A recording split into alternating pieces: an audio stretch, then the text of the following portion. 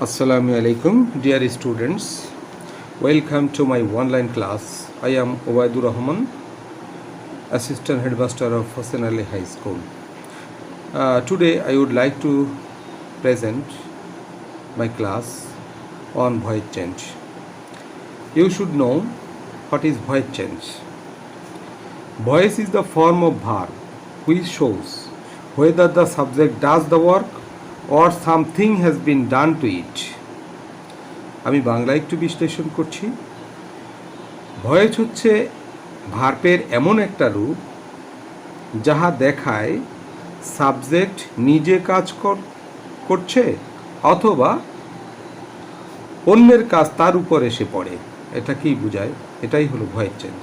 অর্থাৎ ভয়েস হলো ভার্বের গঠন যার দ্বারা সাবজেক্ট নিজেও কিছু করে বা অন্যের কাজ তার উপর এসে পড়ে তা বোঝায়।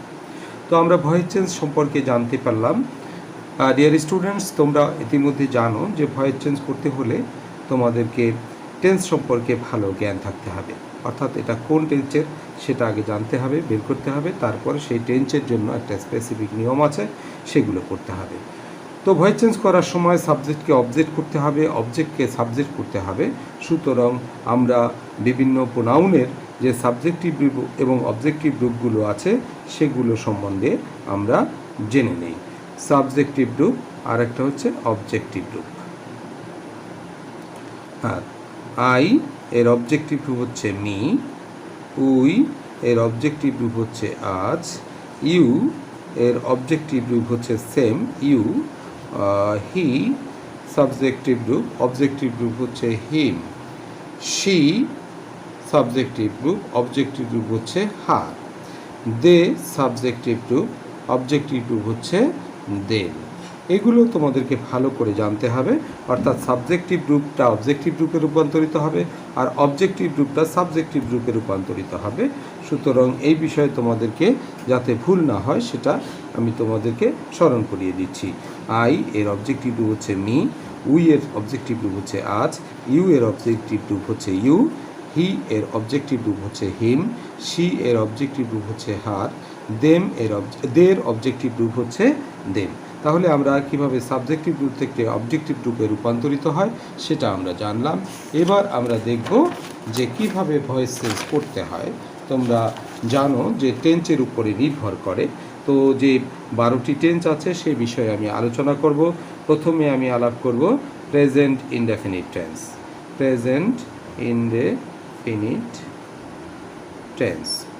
প্রেজেন্ট ইনডেফিনিট টেন্স কাকে বলে?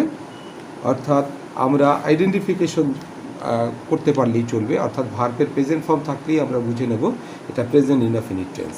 তাহলে সেক্ষেত্রে আমাদের রুলটা কি? প্রেজেন্ট ইনডেফিনিট টেন্সের ভয়েস চেঞ্জ করার নিয়ম হচ্ছে, প্রথমে হচ্ছে সাবজেক্টিভ ফর্ম অফ অবজেক্ট। আমি শুধু অবজেক্টটা লিখছি, কিন্তু তোমাদেরকে মনে রাখতে হবে অবজেক্টটাকে সাবজেক্ট করতে হবে। অর্থাৎ সাবজেক্টিভ ফর্ম অফ অবজেক্ট, অবজেক্টের সাবজেক্টিভ ফর্ম লিখতে হবে। তারপরে তোমাকে প্রেজেন্ট ইনডেফিনিট টেন্সের ক্ষেত্রে অক্সিলারি ভার্ব এম, ইজ অথবা আর বসাতে হবে। তারপরে আমি সংক্ষিপ্তভাবে লিখছি V3, মানে ভার্বের পাস্ট পার্টিসিপল ফর্ম লিখতে হবে। তারপরে আমরা লিখব বাই অথবা টু অথবা অ্যাট। তারপরে লিখব এই যে অবজেক্টিভ ফর্ম অফ সাবজেক্ট। আমি শুধু সাবজেক্টটা লিখছি, অর্থাৎ আসলে সাবজেক্ট না, অবজেক্টিভ ফর্ম অফ সাবজেক্ট, অর্থাৎ সাবজেক্টটাকে অবজেক্টে রূপান্তরিত করতে হবে। আমি তোমাদের একটা উদাহরণ দিচ্ছি। যেমন ধরো, হি প্লেইজ ক্রিকেট। হি প্লেইজ ক্রিকেট। তোমরা দেখতে পাচ্ছ যে এখানে সাবজেক্ট হচ্ছে হি, ভার্ব হচ্ছে প্লে, ক্রিকেট হচ্ছে অবজেক্ট। এটা হচ্ছে অবজেক্ট, এটা হচ্ছে সাবজেক্ট, এটা হচ্ছে V1, অর্থাৎ ভার্বের প্রেজেন্ট ফর্ম আছে। তো আমরা জানি যে প্রেজেন্ট ইনডেফিনিট টেন্সের গঠন হচ্ছে ভার্বের প্রেজেন্ট ফর্ম থাকলেই বুঝবো আমরা প্রেজেন্ট ইনডেফিনিট টেন্স। এটা অ্যাক্টিভ ভয়েসে আছে। আমরা এখন প্যাসিভ ভয়েসে যদি করতে যাই তাহলে আমরা কি করতে হবে? প্রথমে অবজেক্টকে সাবজেক্ট করতে হবে। অর্থাৎ ক্রিকেট আছে অবজেক্ট, সুতরাং আমরা ক্রিকেটটা অবজেক্টকে সাবজেক্ট করেছি। এবার কি আছে? ভার্বের প্রেজেন্ট ফর্ম আছে, অর্থাৎ আমাদের এম, ইজ অথবা আর বসাতে হবে। কি বসাবো? ক্রিকেটটা এইখানে সাবজেক্ট, সুতরাং ক্রিকেটের পরে কি বসবে? এম বসবে না ইজ বসবে না আর বসবে? এম কোথায় বসে? আই এর পরে এম বসে, সুতরাং এখানে এম বসতে পারছে না। তো ইজ বসে কখন, সাবজেক্ট যদি থার্ড পারসন সিঙ্গুলার নাম্বার হয় তাহলে ইজ বসে। ক্রিকেটটা থার্ড পারসন সিঙ্গুলার নাম্বার, সুতরাং আমাকে ইজ বসাতে হবে। এবার ভার্বের পাস্ট পার্টিসিপল ফর্ম, প্লে ভার্বের পাস্ট পার্টিসিপল ফর্ম হচ্ছে প্লেইট। তারপর সূত্র অনুসারে একটা প্রেপোজিশন বসাবো বাই। তারপরে সাবজেক্টের অবজেক্টিভ ফর্ম, হি সাবজেক্টিভ রূপে আছে, এর অবজেক্টিভ ফর্ম হচ্ছে হিম। আমরা একটু আগে জেনেছি যে হি অবজেক্টিভ ফর্ম হচ্ছে হিম। তাহলে আমাদের ভয়েস চেঞ্জ হয়ে গেল। প্রথমে আমি আবার বলছি, প্রথমে আমাকে অবজেক্টটা বের করতে হবে। এখন একাধিক শব্দ যদি, এখানে ভার্বের পরে যে শব্দটা থাকে সাধারণত আমরা সেটা কি অবজেক্ট বলে জানি, কিন্তু এটা নাও হতে পারে অনেক সময়। তো সেক্ষেত্রে আমরা জানবো কীভাবে অবজেক্টটা বের করব। ভার্বকে কি বা কাকে দ্বারা প্রশ্ন করলে যে উত্তর পাওয়া যায় সেটাই হচ্ছে অবজেক্ট। সুতরাং আমি যদি বলি হি প্লেইজ ক্রিকেট, সে ক্রিকেট খেলে, কি খেলে, ক্রিকেট খেলে, তাহলে ক্রিকেটটা অবজেক্ট। সুতরাং অবজেক্টটা আমরা আগে বসিয়েছি, তারপরে এম বসাতে পারবো না কারণ আই এর পরে এম বসে, are is subject third person singular number হলে ইজ বসে, আর প্লুরাল নাম্বার হলে আর বসতো। তাহলে ইজ বসিয়েছি, তারপরে কি বলে আমাদের নিয়মে পাস্ট পার্টিসিপল ফর্ম হবে, তাহলে প্লের পাস্ট পার্টিসিপল ফর্ম হচ্ছে প্লেট, সূত্র অনুসারে বাই, তারপর সাবজেক্টকে অবজেক্ট করতে হবে, হির অবজেক্টিভ ফর্ম হচ্ছে হিম। তাহলে আমরা এই নিয়মটা বুঝলাম। এবার আমরা চলে যাব present continuous tense. Present continuous টেন্সে চলে যাব। প্রেজেন্ট কন্টিনিউয়াস টেন্স,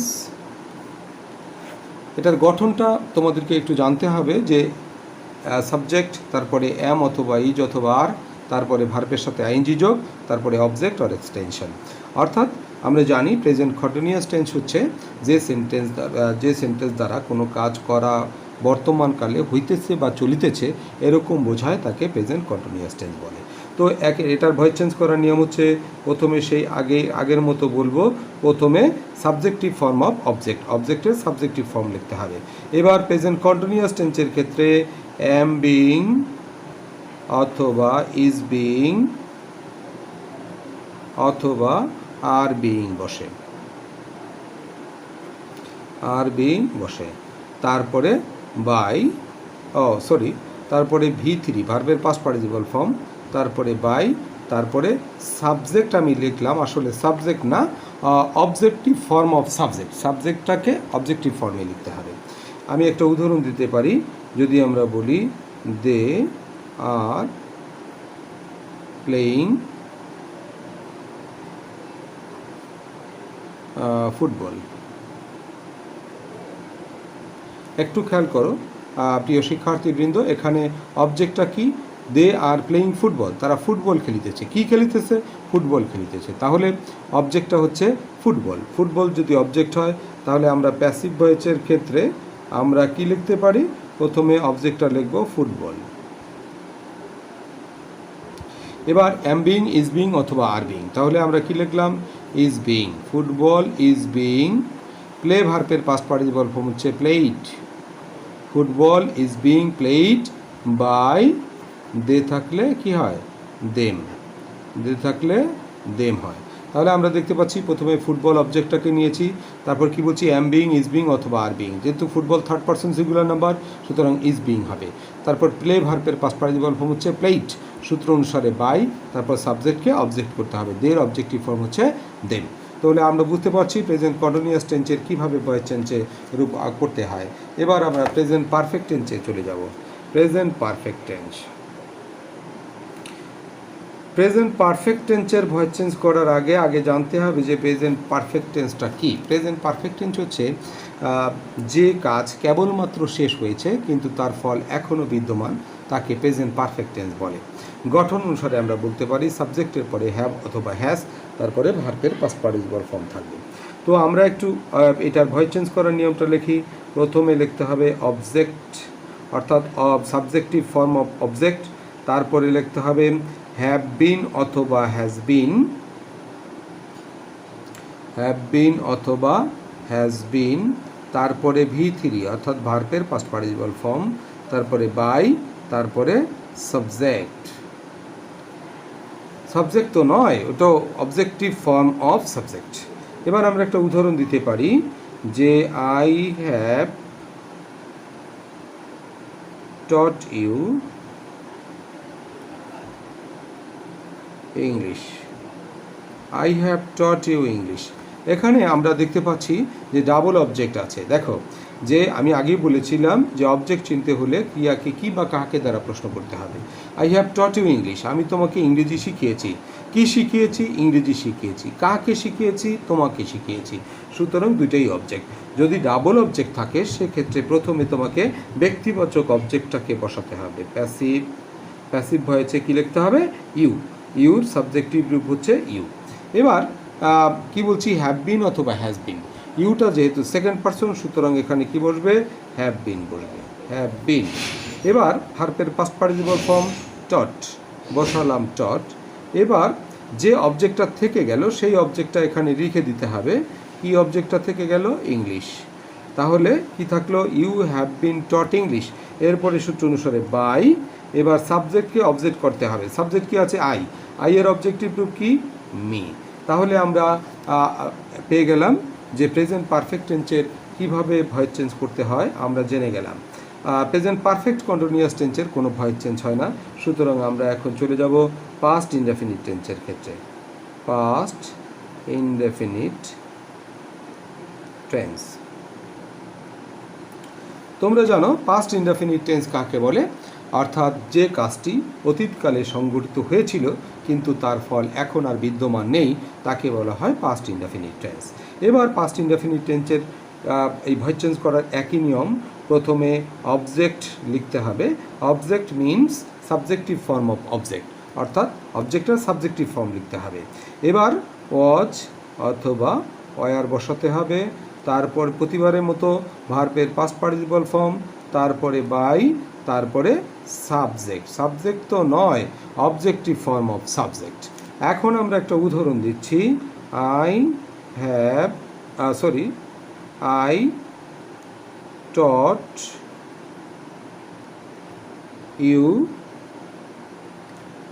ইউ, আমি তোমাকে পড়িয়েছিলাম। এটা একটা পাস্ট ইনডেফিনিট টেন্সে। দেখো এখানে অবজেক্টটা আছে কি? ইউ। আমরা ইউ লিখলাম। এবার এটা past indefinite tense. Past indefinite tense থাকলে ওয়াজ বা ওয়ার বসে। ইউটা হচ্ছে সেকেন্ড পারসন। সেকেন্ড পারসনের পরে ওয়াজ বসে না, সবসময় ওয়ার বসে। তারপরে ভার্বের পাস্ট পার্টিসিপল ফর্ম টিস, টট, টট। সুতরাং ভার্বের পাস্ট পার্টিসিপল ফর্ম হচ্ছে টট, সূত্র অনুসারে বাই। তারপরে আমরা সাবজেক্টকে অবজেক্ট করব। আই এর অবজেক্টিভ ফর্ম হচ্ছে মি। তাহলে উত্তরটা হলো you were taught by me. প্রথমে অবজেক্ট লিখেছি ইউ, তারপরে অজ অথবা ওয়ার বসবে। ইউটা সেকেন্ড পারসন, সেকেন্ড পারসনের পরে ওয়ার বসে। তারপরে ভার্বের পাস্ট পার্টিসিপল ফর্ম বসলাম, তারপরে বাই, তারপরে সাবজেক্টকে অবজেক্ট করলাম। এবার আমরা পাস্ট ইনডেফিনিট টেন্সের ভয়েস চেঞ্জ করার নিয়মটা পেয়ে গেলাম। এবার আমরা চলে যাব past continuous tense. Past continuous tense. Past continuous টেন্সের ভয়েস চেঞ্জ করার আগে আমাদেরকে জানতে হবে পাস্ট কন্টিনিউয়াস টেন্সের গঠন কী। অজ বা ওয়ার, তারপরে ভার্বের সাথে আইনজি যোগ। অর্থাৎ অতীতকালে কোনো কাজ হইতেছিল বা চলিতেছিল এরকম যদি বোঝা যায় তাহলে সেটা পাস্ট কন্টিনিউয়াস টেন্স হয়। আমরা সেই নিয়মটা লিখব। প্রথমে অবজেক্ট, তোমরা ইতিমধ্যেই জেনে গেছো অবজেক্ট নয়, অর্থাৎ সাবজেক্টিভ ফর্ম অফ অবজেক্ট। তারপরে পাস্ট কন্টিনিউয়াসের ক্ষেত্রে প্রথমে অজ বিং অথবা ওয়ার বিং বসে। কি বসে? অজ বিং অথবা ওয়ার বিং। তারপরে কি হবে? V3 অর্থাৎ ভার্বের পাস্ট পার্টিসিপল ফর্ম। তারপরে বাই, তারপরে সাবজেক্ট। সাবজেক্ট তো নয়, যে অবজেক্টিভ ফর্ম অফ সাবজেক্ট, তোমরা ইতিমধ্যে জেনে গেছো। এবার আমরা চলে আসি যে একটা উদাহরণ দেব। পাস্ট কন্টিনিউয়াস টেন্সের একটা উদাহরণ দেই। লিখি they were catching fishes. They were catching fishes, তারা মাছ ধরিতেছিল। এবার একটু খেয়াল করো, প্রথমে কি ধরিতেছিল? মাছ ধরিতেছিল। তাহলে ফিশেস এটা হলো অ্যাক্টিভ ভয়েস। এবার আমরা করব প্যাসিভ ভয়েস। তাহলে প্রথমে আমরা ফিশেস নিয়ে আসলাম। কি নিয়ে আসবো? ফিশেস। এবার কি হবে? Were being, fishes were being. তারপরে ভার্বের পাস্ট পার্টিসিপল ফর্ম। ক্যাচের পাস্ট পার্টিসিপল ফর্ম কি? Catch caught, caught, CAUGHT, caught. সূত্র অনুসারে বাই। তারপরে সাবজেক্টের অবজেক্টিভ ফর্ম, দের অবজেক্টিভ ফর্ম হচ্ছে দেম। তাহলে fishes were being caught by them. আরেকটি ইন্টারেস্টিং নিউজ, এটা তোমরা নিশ্চয়ই জানো না যে ফিশেস কখন হয়। ফি শেষটা হচ্ছে যে এক প্রকারের মাছ যদি 1000 1 লক্ষ হয় তাহলে ফিশই হবে, ওটার কোনো প্লুরাল নাম্বার হয় না। কিন্তু বিভিন্ন প্রজাতির মাছ যদি হয়, বিভিন্ন ধরনের মাছ যদি হয়, তাহলে একাধিক মাছ হলে, একাধিক মাছের ধরন হলে সেটাকে ফিশেস বলে। এই জন্য এখানে প্লুরাল নাম্বার, এই জন্য ওয়ার বিং হয়েছে। যদি সিঙ্গুলার হতো তাহলে ওয়াজ বিং হতো। আচ্ছা, এবার আমরা চলে যাব পাস্ট পারফেক্ট টেন্সের ক্ষেত্রে। একটু খেয়াল করো, past perfect tense. Past perfect tense কাকে বলে তোমরা কি জানো? পাস্ট পারফেক্ট টেন্স কি? পাস্ট পারফেক্ট টেন্স নিশ্চয়ই অতীতকালে সংগঠিত দুটি কাজ থাকবে, একটার আগে আরেকটি সংগঠিত হবে। যে কাজটি অধিকতর আগে সংগঠিত হয়েছিল সেটাই হচ্ছে পাস্ট পারফেক্ট টেন্স। সোজা কথা আমাদেরকে চিনতে হবে, চেনার নিয়ম হচ্ছে যে হ্যাড তারপরে ভার্বের পাস্ট পার্টিসিপল ফর্ম থাকলেই সেটা পাস্ট পারফেক্ট টেন্স হবে। আমরা একটা উদাহরণ দিচ্ছি, I had learned the lesson. একটু খেয়াল করো, হ্যাড আছে তারপরে ভার্বের পাস্ট পার্টিসিপল ফর্ম আছে। I had learned the lesson, প্রথমে কি আছে? অবজেক্ট। অবজেক্টটা কি আছে? The lesson. The lesson. এবার হ্যাড আছে তাহলে হ্যাড বিন হবে, হ্যাড বিন, তারপরে ভার্বের পাস্ট পার্টিসিপল ফর্ম লার্নড, সূত্র অনুসারে বাই, তারপরে আই এর অবজেক্টিভ হচ্ছে মি। তাহলে আমরা একটু নিয়মটা সাজাই। নিয়মটা কিভাবে হলো? প্রথমে আমরা কি করলাম? অবজেক্ট লিখলাম, তারপরে কি লিখলাম? Had been. কি লিখলাম? Had been. তারপরে কি? V3 মানে ভার্বের পাস্ট পার্টিসিপল ফর্ম। তারপরে কি লিখলাম? বাই। তারপরে অবজেক্টিভ ফর্ম অফ সাবজেক্ট, অর্থাৎ আমরা সাবজেক্ট লিখি। তাহলে আমরা কি দাঁড়ালো উত্তরটা? The lesson had been learned by me. Dear students, তোমাদের পাস্ট পারফেক্ট টেন্স আজকে এ পর্যন্তই থাকবে। নেক্সট ক্লাসে আমরা পরবর্তী নিয়মগুলো নিয়ে আলোচনা করব। আশা করি তোমরা বাড়িতে থাকবে, নিরাপদে থাকবে এবং তোমাদের জন্য সরকার কর্তৃক প্রেরিত যে অ্যাসাইনমেন্টগুলো, সেই অ্যাসাইনমেন্টগুলো তোমরা ঠিকমতো মানে লিখবে এবং অবশ্যই তোমরা নিজেরা তৈরি করবে অ্যাসাইনমেন্টগুলো। কোনো কিছু থেকে সহযোগিতা না নিয়ে তোমরা নিজেরা তৈরি করবে এবং নিয়মিত লেখাপড়া করবে। আশা করি খুব তাড়াতাড়ি আমাদের সাথে অফলাইন ক্লাসে তোমাদের সাক্ষাৎ হবে। আজকের মতো এখানে ধন্যবাদ জানাচ্ছি। আল্লাহ হাফেজ।